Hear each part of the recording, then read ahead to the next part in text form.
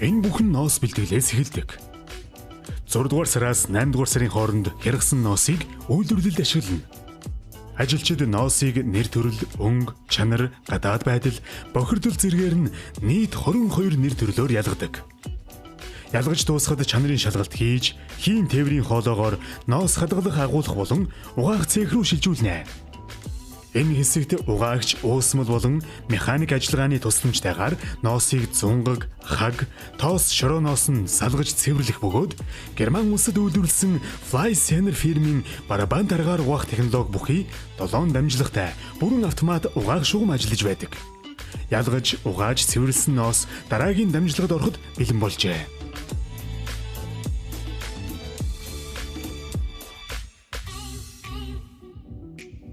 Эмх замбраагүй байрлсан ноосон ширхэгтүүдийг самнах машинд оруулж нэгэн чиглэлд жигдлэн, бүдүүн, эсвэл хагас нарийнаас хамаарч дуузан, эсвэл томсон цөвмөл хэлбэрт оруулнаа.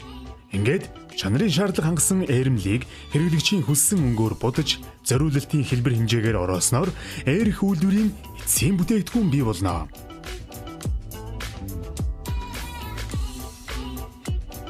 Таны харж буй энэ аргыг утсаар будах гэх бөгөөд гялалцсан өнгөлөг болгодог.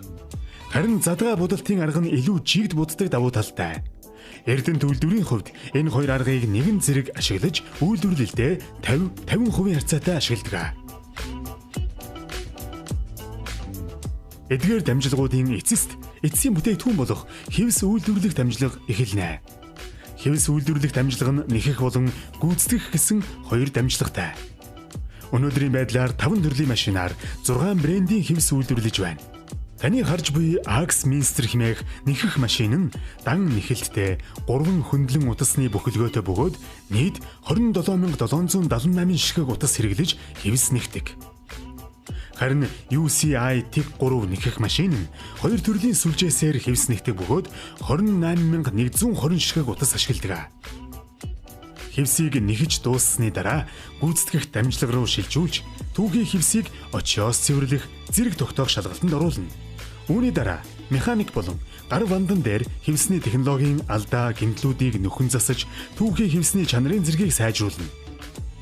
Механикчид хэвсийг хооронд нь холбон ойж дараагийн дамжлагад бэлтгэж байна. Энэхүү дамжлагын явцад дахин очиос цэвэрлэж хэлбэрийн гажилтыг засаж сайжруулан ард талаас нь цав уугаар цардана. 110-аас 150 градуст хатааж халуун эндүүгээр эндүүднэ. Шугамын нийт урт 56 м.